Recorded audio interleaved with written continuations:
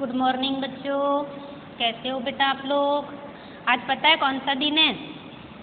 आज हिंदी दिवस है। आप सभी को हिंदी दिवस की बहुत बहुत बहुत शुभकामनाएं। हाँ, मैं चाहती हूँ कि आप हिंदी में बहुत बहुत बहुत अच्छे नंबर लेकर आए। ठीक है, चलिए आज हम नया चैप्टर चालू करेंगे बेटा, बीमार का इलाज। ठीक, ये व्यंग है एक, बीमार का इलाज। हम इस व्यंग को, जैसे कि हम इस शीर्षक को जब पढ़ रहे हैं तो बीमार का इलाज मतलब एक बीमार व्यक्ति का इलाज हो रहा है, लेकिन हम यहाँ पर देखेंगे कि जो व्यक्ति वास्तव में बीमार है वही बीमार नहीं है। कुछ इस संसार में कुछ ऐसे भी लोग हैं जो मानसिक रूप से भी बीमार है। मानसिक रूप मतलब वो अपनी सोच और समझ से भी बीमार है। ठीक है, ये क्या है बेटा? एक एकांकी है। ठीक है, क्या है ये? एकांकी है।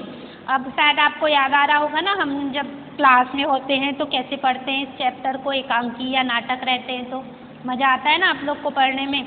एक एक कैरेक्टर बन जाते हैं हम, फिर अपने अपने कैरेक्टर में बात करते हैं, संवाद करते हैं। उस चैप्टर को पढ़ने में भी बहुत मज़ा आता है।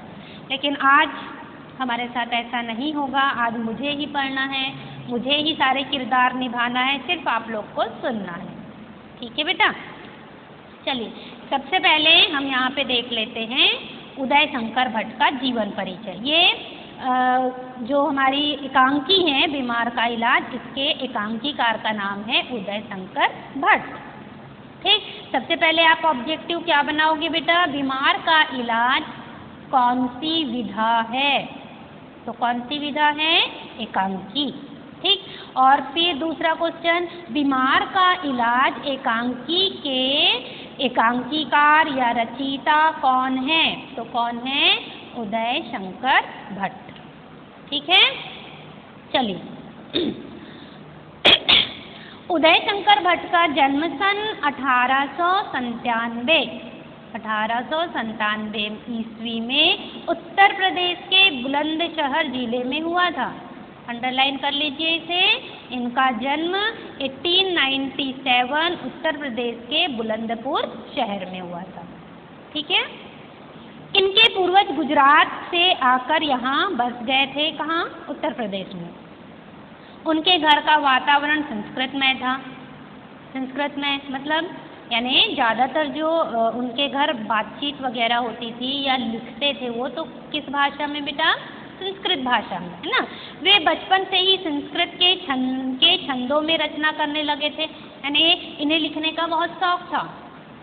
ये बचपन से ही लिखना प्रारंभ कर दिए थे और बचपन में ये हिंदी नहीं बल्कि संस्कृत में लिखा करते थे। शिक्षा काल में ही वे हिंदी में कविताएं, लेख आदि लिखने लगे। जब वे शिक्षा ग्रहण करने लगे मतलब स्कूल या कॉलेज पढ़ने लगे, तब फिर वे हिंदी में कविताएं लिखना या कोई लेख लिखना प्रारंभ कर दिए। उन्होंने स्वाधीनता आंदोलन में भी भाग लिया था।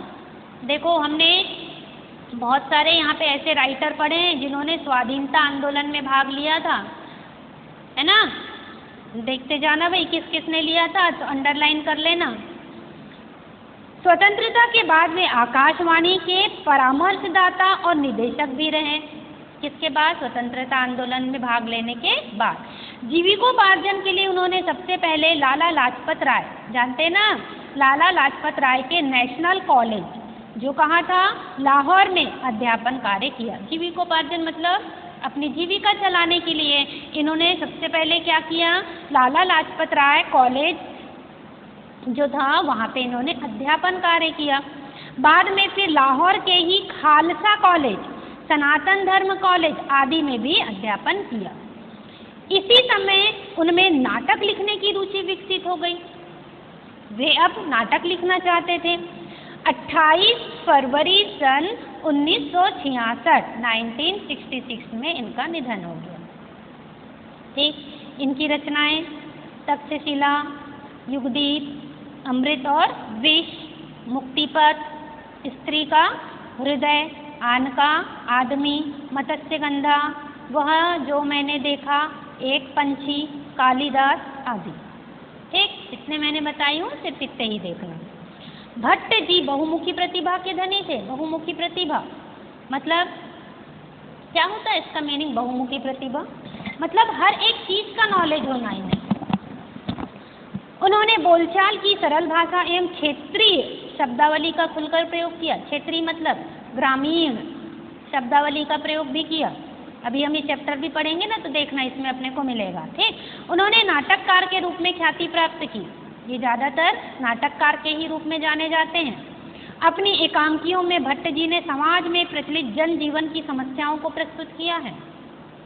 समाज में प्रचलित जो समस्याएं होती है हमारे जीवन की, उन्हीं समस्याओं को लेकर इन्होंने नाटक लिखे। इसके साथ ही साथ इन्होंने कई पौराणिक और ऐतिहासिक नाटक भी लिखे हैं। कई पौराणिक और ऐतिहासिक नाटक जो राजा महाराजाओं के युग का होता था। तो यहाँ पर अपने ज़्यादा क्वेश्चन नहीं बेटा, सिर्फ इनका जन्म लिखना है आपको और इनकी रचनाएं लिखना है। ठीक है, और फिर अगला फिर हम यहाँ देख लेते हैं केंद्रीय भाव। क्या कहता है भाई केंद्रीय भाव?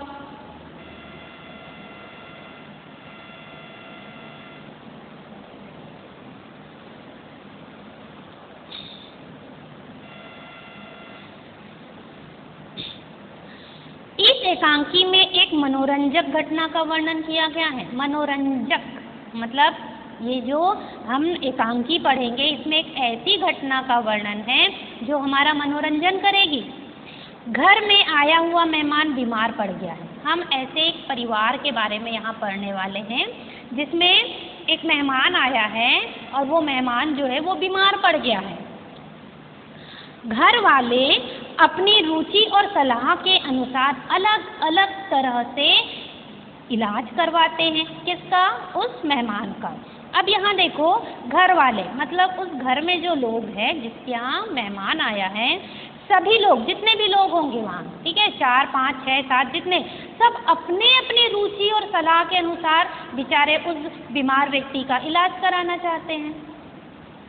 एक और मेहमान को एलोपैथी डॉक्टर की दवाई लेनी पड़ती, एलोपैथी गोली वाली, ठीक है, वो दवाई लेनी पड़ती है। तो दूसरी ओर उन्हें वैद्य जी, समझ आ रहा है ना बेटा? हर तरह के लोग, सबकी सोच यहाँ अलग अलग है, तो सब अपने अपने तरीके से उसकी दवाई कराना चाहते हैं।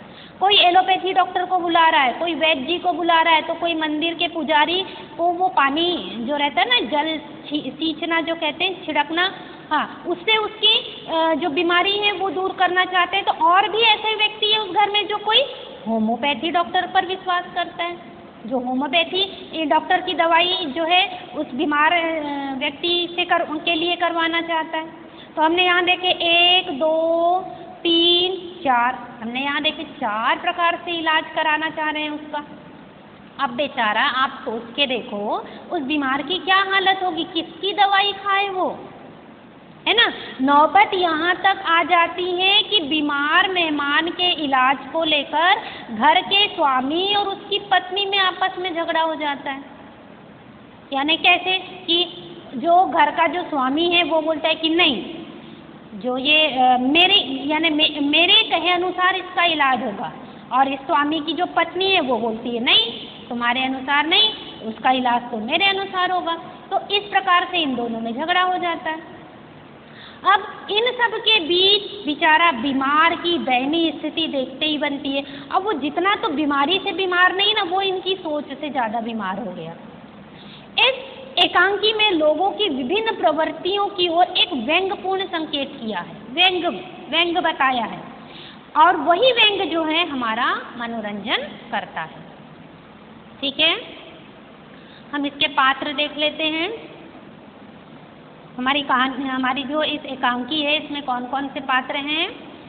घर का स्वामी चंद्रकांत, ये घर का स्वामी है, ठीक है, चंद्रकांत, जो कि आगरा का एक रईस व्यक्ति है, जो अंग्रेजी सभ्यता और रहन सहन का प्रेमी है। इसे याद रखना है, अंग्रेजी सभ्यता और रहन सहन का प्रेमी है। एकदम भारी भरकम सा है, उम्र इसकी है 45 वर्ष। ठीक है, आगरा का एक रईस व्यक्ति है, मतलब बहुत बड़े बड़े व्यक्तियों में जो हैं इनकी गिनती होती है। और ये अंग्रेजी सभ्यता का मतलब ये ऐसे जो गांव टाइप की का जो कल्चर होता है या सभ्यता होता है उसके बिल्कुल विपरीत अंग्रेजी सभ्यता का मतलब ठाट बाट से रहना, घर का जो स्ट्रक्चर है या घर की जो सजावट है वो भी बिल्कुल अंग्रेजी सभ्यता की होगी।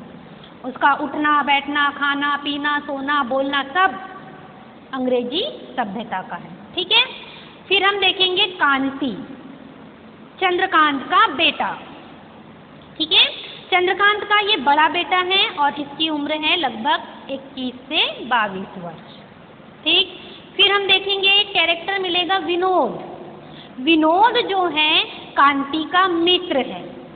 जो अभी हमने पढ़े थे ना कि घर में आया हुआ मेहमान बीमार पड़ गया है, तो कौन है ये मेहमान? यही है विनोद, जो कांति के साथ गर्मी की छुट्टियां बिताने के लिए आया है, लेकिन वो क्या हो जाता है? बीमार पड़ जाता है। ठीक है, समवयस्क मतलब इसका साथ पढ़ने वाला।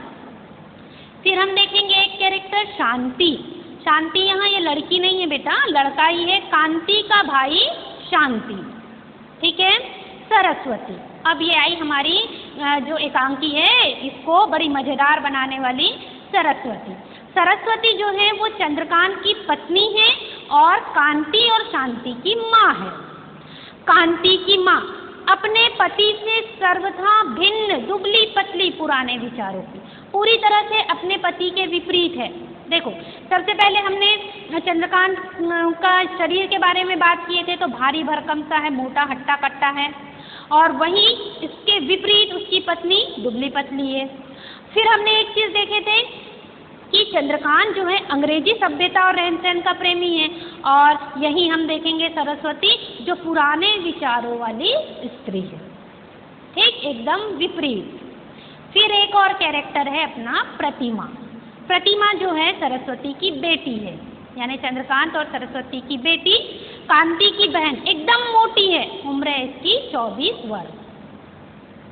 ये हमारी एकांकी के प्रमुख पात्र हैं, लेकिन हमारी एकांकी की कहानी को आगे बढ़ाने के लिए भी बहुत सारे यहाँ पे कैरेक्टर है, जैसे कि डॉक्टर गुप्ता मिलेंगे हमें, डॉक्टर नानकचंद मिलेंगे हमें। Doctor Gupta allopathy doctor, Nanakchand homeopathy, वैद्य मिलेंगे हरिश्चंद, इनके घर में एक बूढ़ा नौकर भी है जिसका नाम है सुखिया, पंडित भी आएगा यहाँ, ओझा भी आएगा, पुजारी भी आएगा। क्यों आएगा? हमारी कहानी को आगे बढ़ाने। और हमारी कहानी कैसे आगे बढ़ेगी? ये लोग जो इलाज करेंगे उस विनोद का, इससे जो है हमारी कहानी आगे बढ़ेगी। ठीक है, ठीक, अब इसे हम कल पढ़ेंगे। तब तक बेटा आप ऑब्जेक्टिव जो है वो कर लेना, है ना? कर लोगे ना ऑब्जेक्टिव सारे आप? इसके ऑब्जेक्टिव ये अपने क्वेश्चन आंसर में आएंगे बेटा, तो ये आप बना लोगे, है ना? कांति का भाई कौन? शांति। इनकी बहन कौन? प्रतिमा।